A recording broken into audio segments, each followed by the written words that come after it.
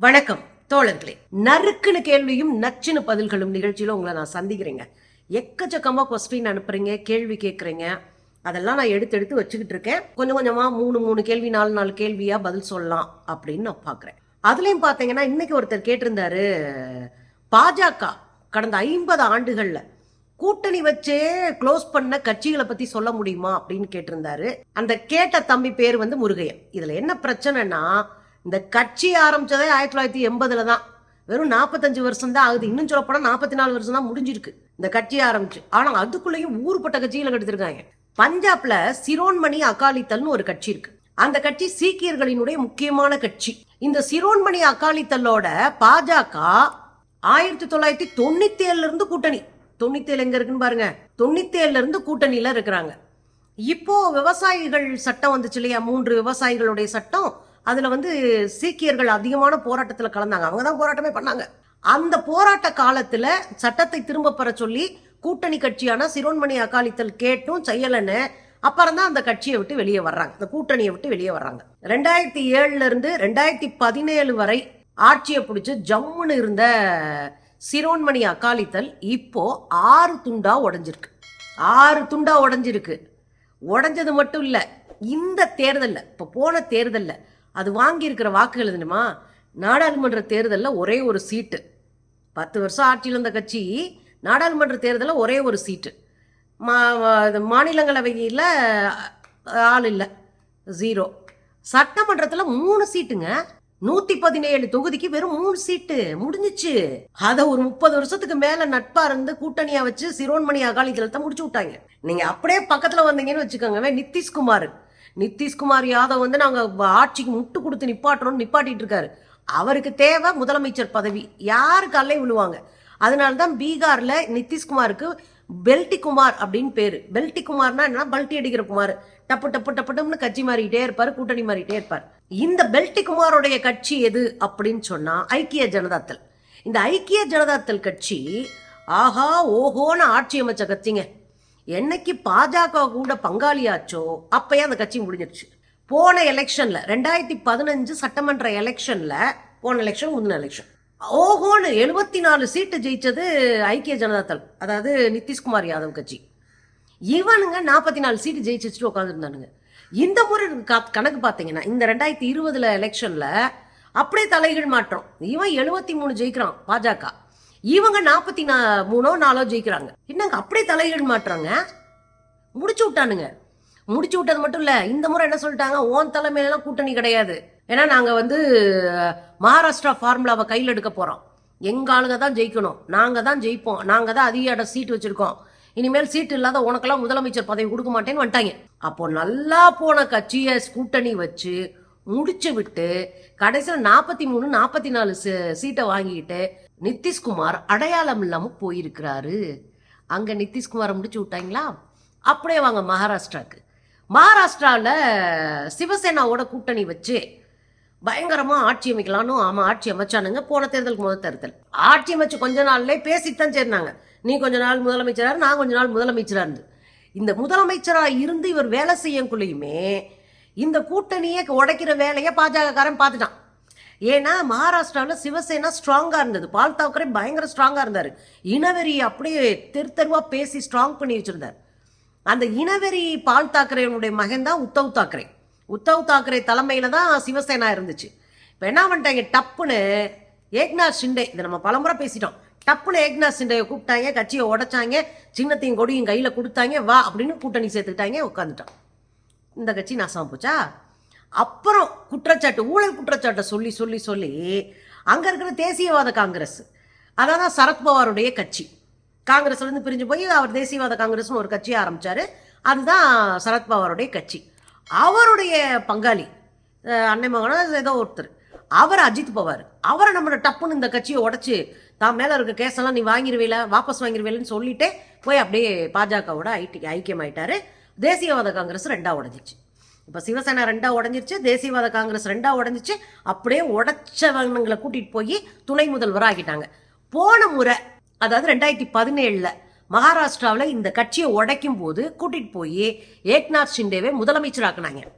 இந்த முறை அறுதி பெரும்பான்மையில ஜெயிச்ச உடனே கழட்டி விட்டுட்டு நீ தெருவில் நில்லு, இல்லைன்னா துணை முதலமைச்சராரு ஓரமாக நில்லு அப்படின்னு முடிச்சு விட்டாங்க. புரியுதுங்களா? இப்போ அங்கே 2 கட்சி காலியா? நீங்க இதே மாதிரி நீங்க பாத்தீங்கன்னா போன தேர்தலில் ஜார்க்கண்ட் முக்தி மோர்ச்சா ஜார்க்கண்ட்ல அதை முடிச்சு விடுறதுக்கு பார்த்தானுங்க. ஜார்க்கண்ட் முக்தி மோர்ச்சாவை வந்து கூட்டணிக்கு எப்படியா தயார் பண்ணு பார்த்தாங்க. அவர் கண்டுக்கல.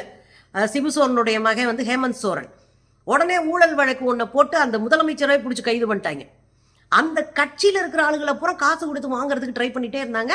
கடைசியில் இவர் ஜெயிலிருந்து போய் டப்புன்னு தான் பெரும்பான்மையை நிரூபிச்சு அடுத்த தேர்தலில் தான் பெரிய அளவில் ஜெயிச்சு இன்னைக்கு அங்கே முதலமைச்சராக இருக்காரு. ஒரு நூலில் தப்பிச்சார், இல்லைன்னா அவரை முடிச்சுப்பாங்க. ஒடிசா முதல்வர் நவீன் பட்நாயக் அவரை முடிச்சு விட்டது இவங்க தான். அவரை முடிச்சு விட்டு ஆட்சியிலேருந்து ஒன்றும் இல்லாமாக்கி இதுவரை கூட்டணியில் இருந்தவனுங்க. இந்த முறை என்ன பண்ணிட்டானுங்க, பாண்டியன் ஒருத்தர் சென்னையிலேருந்து வந்திருக்காரு, தமிழ்நாட்டிலேருந்து வந்திருக்காரு, சாவியை திருடிட்டாரு, அவ்வளோதான் சொல்லி மொத்தம் முடிச்சிட்டாங்க. இப்போ அவங்களோட கூட்டணியில் இருந்த கட்சி தான் இது. அவங்களோட நவீன் பட்நாயக் கூட கூட்டணியில் இருந்தவனுங்க. இப்ப அந்த கட்சியை மொத்தமா முடிச்சு விட்டுட்டு இப்ப வந்துட்டானுங்க இங்க. அதே மாதிரி நிறைய கட்சி இங்க. இந்த ஒரு பக்கம் நம்ம என்டிஆருடைய கட்சி இருக்குல்லையா, நம்ம சந்திரபாபு நாயுடு அவருடைய கட்சி, அவரு கட்சியும் இடையில முடிச்சு விட்டானுங்க கூட்டணி வச்சு. இப்ப திரும்ப வச்சிருக்கிறானுங்க, எங்க போய் நிப்பாட்டுன்னு தெரியல.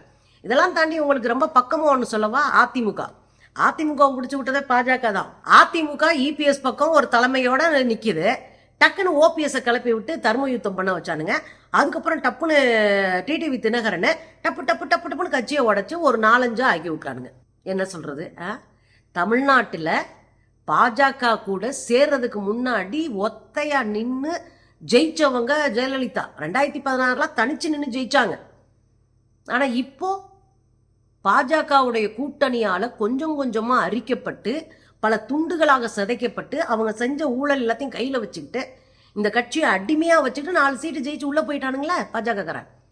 இப்ப கொஞ்சம் கொஞ்சமா அரிச்சு அதிமுகவினுடைய சின்னத்தை வச்சு அவங்கள மிரட்டினான். நீ என் கூட சேரலன்னா ரெட்டலை சின்னம் தர மாட்டேன், தேர்தல் ஆணையத்தை வச்சு முடக்கிடுவேன், பயந்தானுங்க. உன் ஊழல் ஃபைல வெளியிடுவேன், உன்னை தூக்கி ஜெயிலில் போடுவேன், பயந்தானுங்க. மச்சாங்காரன் மாமங்காரன் அத்தனை பேர் உள்ள இருப்பான், பயந்தானுங்க. இப்படி எல்லாத்தையும் சொல்லி அதிமுகவை முடிச்சு விட்டு இப்போ அதிமுக அட்ரஸ் இல்லாமல் போயிருச்சு. இதோட மட்டும் இல்லைங்க, கிளை கழகங்களெல்லாம் காசை கொடுத்து கவ்வ வேண்டிய வேலைக்கு இங்கே போயிட்டானுங்க. தாமரை தான் ரெட்டலைன்னு சொல்ல ஆரம்பிச்சிட்டானுங்க. இது ஒரு 5 வருஷமா சொல்லிட்டு இருக்கேன் நான், இப்பையும் சொல்றேன். தாமரை தான் ரெட்டலை தாமரையா மாறிடுச்சு அப்படின்னு ஒரு பிரச்சாரத்தையும் தொடர்ந்து செய்து இருக்காங்க. அப்ப கிளை கழகங்கள்ல வேலை செஞ்ச பசங்களை கையில பிடிச்சி இழுத்து அவங்களுக்கு மாச சம்பளம் கொடுத்து இந்த மாதிரியான பொய் பிரச்சாரத்தையும் பண்றாங்க. இங்கேயும் முடிச்சிட்டாங்க. இப்ப புரியுதா தம்பி? அவங்க கொஞ்சம் நஞ்சம் வேலை இல்லை. இன்னும் ஆய்வு பண்ணோம்னா மொத்த மாநிலத்தையும் முடிச்சு விட்டாங்க. 370 நீக்கிறதுக்கு முன்னாடி மாநாட்டு கட்சி காஷ்மீர்ல அவங்களோட நட்புறவு வைத்து தேர்தலை ஜெயிச்சு போய் தான் 370 போட்டு முடிச்சு விட்டானுங்க. இப்படி சில பல கூட்டணிகளை வச்சு கட்சிகளையும் மாநிலங்களையும் முடிப்பதில் பாஜகவுக்கு நிகர் பாஜக மட்டும்தான். நமக்கெல்லாம் அவ்வளவுலாம் தில்லு பத்தாதுங்க, கட்ஸ் இல்லைங்க. பொன்னுவேல்னு ஒருத்தர் லந்தா நீட்டுக்காக உயர் நீதிமன்றம் போய் வெற்றி படை செய்து தமிழ்நாட்டு மாணவர்களுக்கு நீட் விலக்கு பெற்றுத்தருமா திமுக அப்படின்னு லந்தடிக்கிறாரம்மா. பேப்பராவது படிங்கன்னு திரும்ப நான் சொல்றேன். பேப்பர் படிக்கிற பழக்கமாவது இருக்கணும், இல்லைன்னா கேள்வியே கேட்கப்படாது. ஏன்னா பேப்பர் படிச்சாதான் அன்றாட என்ன அரசியல் நடக்குன்னு தெரியுங்க. 2013 மெடிக்கல் கவுன்சில் நீட் தேர்வை கொண்டு வருது. அங்க சட்டமாக்கப்படலை, அண்டர்லைன். காங்கிரஸ் பீரியட்ல இந்த நீட் தேர்வு நாடாளுமன்றத்துல பேசி அங்க சட்டமாக்கப்படல. மெடிக்கல் கவுன்சில் கொண்டு வருது. மெடிக்கல் கவுன்சில் கொண்டு வந்தோடனே பல மாநிலங்களும் சுத்து போட்டு அடிச்சு அடின்னு வெளுத்து கேஸ போட்டு உச்ச நீதிமன்றத்துல முடிச்சு விட்டாங்க. 2013 ஜூலை 18ஆம் தேதி தீர்ப்பு வருது உச்ச நீதிமன்றத்துல. என்ன தீர்ப்பு தெரியுங்களா? இது சமூக நீதிக்கு எதிரானது. இந்த நீட் தேர்வு சமூக நீதிக்கு எதிரானது, அரசியல் சாசன சட்டத்திற்கு எதிரானது, இது சாமானிய மக்களினுடைய கல்வி கனவுக்கு எதிரானது. எனவே நீட் தேர்வை நான் ரத்து செய்யறேன், ரத்து செஞ்சு தூக்கி எறிஞ்சிருச்சு உச்ச நீதிமன்றம். ஜூலை 18, 2013. அப்போ உச்ச நீதிமன்றம் இது சமூக நீதிக்கு எதிரான தூக்கி எறிஞ்சிருச்சுல, அதோட காங்கிரஸோடைய அத்தியாயம் முடிந்தது.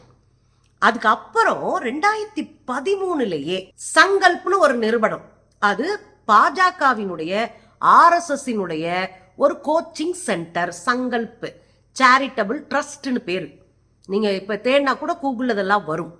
இந்த சேரிட்டபிள் ட்ரஸ்ட் சங்கல்போட வேலை தான் IAS IPS கோச்சிங் கொடுக்கறது. அதுல 61% IAS IPS கொண்டு வரதே இந்த சங்கல்ப் ட்ரஸ்ட் தான். அப்ப இந்த ட்ரஸ்ட் தான் ரீஓபன் பண்ணுது இந்த கேஸ. இந்த சங்கல்ப்ன்ற ட்ரஸ்ட் போட்ட பிறகு 2014 மோடி அரசு வந்த பிறகு மெடிக்கல் கவுன்சிலும் மோடி அரசு எல்லாம் சேர்ந்து ஆளும் பெருமா போட்டாங்கன்னு வச்சுக்கோங்களேன். அப்புறம் தனியார் கல்லூரிகள் தனியார் எல்லாமே சேர்ந்து போட்டானுங்க நீட்டு வேணும்னு. இதுல என்ன ஆகி போச்சுன்னா 2016 போது இது வந்து ஸ்ட்ராங்கா இப்படி ஒரு தேர்வு வேணும் அப்படின்னு சொல்ல வச்சது மோடி அரசு 2016. 2017 இம்ப்ளிமெண்டேஷனுக்கு வந்துருச்சு. சரிங்களா?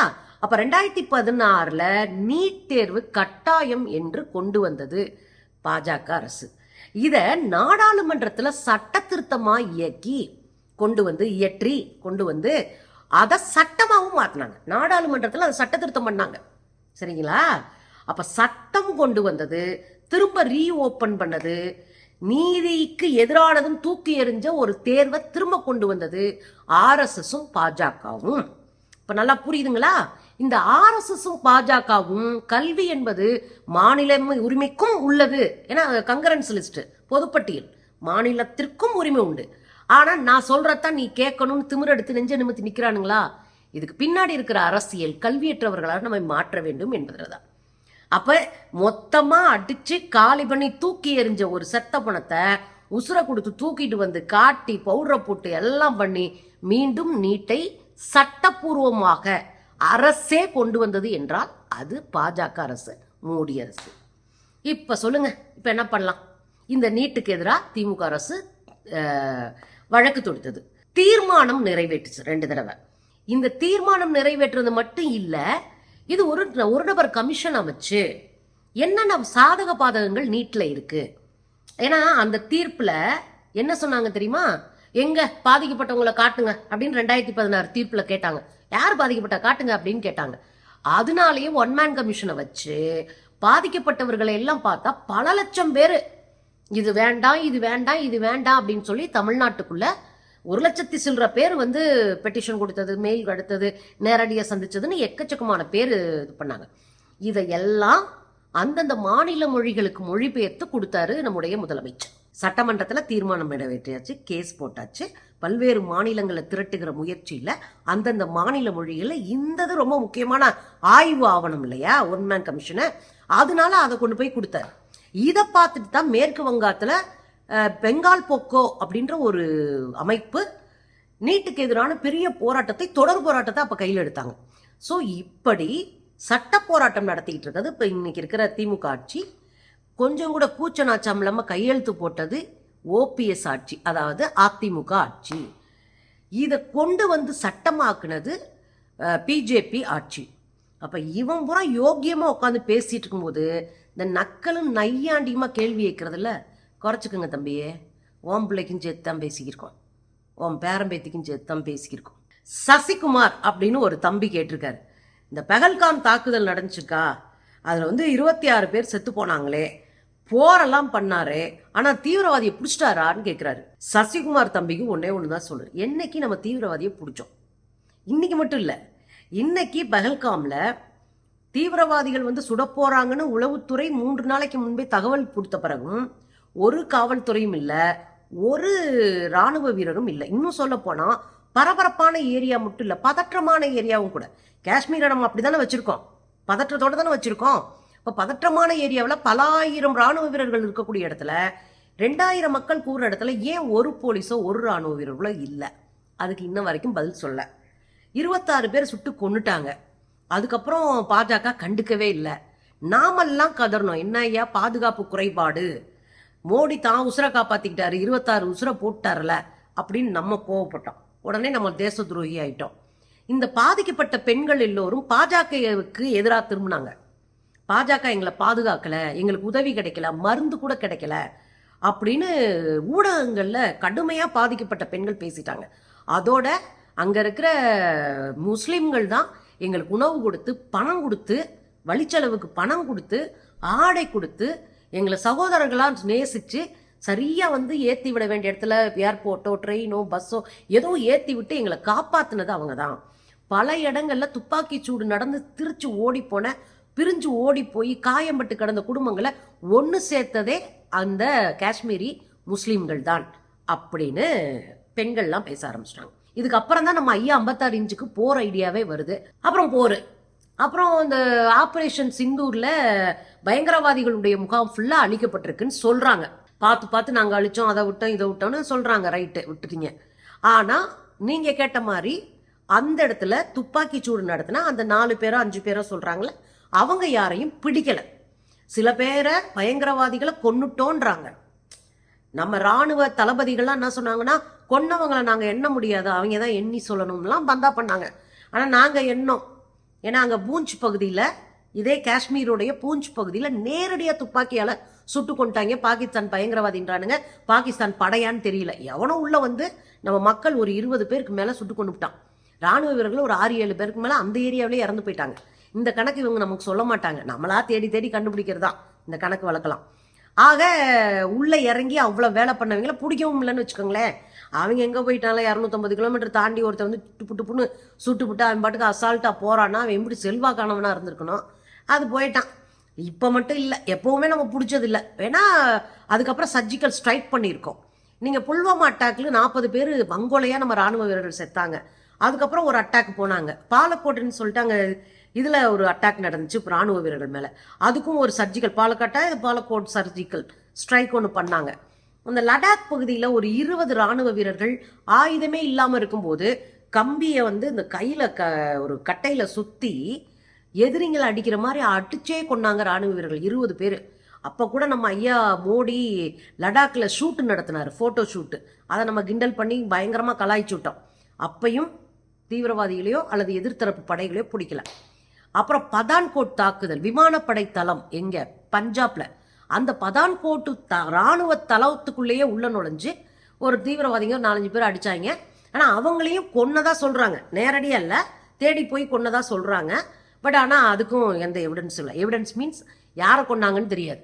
ஆனா கொன்னதா 4 பேரை சொல்றாங்க ஒரு தாக்குதலுக்கு அப்புறமும். இங்கேயும் அப்படிதான், இன்ன வரை யாரையும் பிடிக்கல, சட்டத்தின் முன்னாடி நிறுத்தலை. முன்னாடி தாக்குதல் நடத்தினானுங்கல்ல இங்க மும்பை தாக்குதல்லாம், அதுல கூட ஒரு ஆளை பிடிச்சி தூக்குல எல்லாம் போட்டோம். நம்ம சட்டப்படி நடவடிக்கை எடுத்து தூக்குல எல்லாம் போட்டோம்னு வச்சுக்கோங்களேன். இப்போ எந்த தீவிரவாதிகளையும் பிடிக்கிறதே இல்லை போல இருக்கு, சுட்டு கொன்றதுதான். அப்பதான் உனக்கு எனக்கு சம்மந்தம் இல்லாம இருக்கும், எங்க ஊரை திருப்திப்படுத்துற மாதிரி இருக்கும், உன்னையும் முடிச்சு விட்ட மாதிரி இருக்கும். நம்மளால ஸ்கெட்ச் போட்டு தூக்குறாரு போல இருக்கு. ஆக மொத்தம் எந்த தாக்குதலுக்கு பின்னாடியும் பயங்கரவாதிகள் மோடி ஆட்சியில் பிடிக்கப்படலை. அதிகாரப்பூர்வமா சுட்ட ஆளுகளை பிடிக்கிறது இல்லை. ஆனா பயங்கரவாதிகள் அப்பப்போ யாரையாவது பிடிச்சிட்டு தான் இருக்காங்க. அதுக்கப்புறம் சுட்ட ஆட்களை நான் வந்து கொண்டேன் அப்படின்னு 4 பேரை தூக்கிட்டு வந்து காட்டல. ஆனா பயங்கரவாதி முகாம்கள் மேல தாக்குதல், சர்ஜிக்கல் ஸ்ட்ரைக் எல்லாம் நடந்துகிட்டே தான் இருக்கு. இது காலம்தான் நமக்கு பதில் சொல்லும், வரலாறு தெளிவுபடுத்தும். எப்பவுமே கொடும் பொய்கள் ரொம்ப நாளைக்கு நீடிச்சு நிலைச்சி இருக்க முடியாது. வரலாறு உண்மைகளை பிரித்து போலி முகங்களை அடையாளப்படுத்தி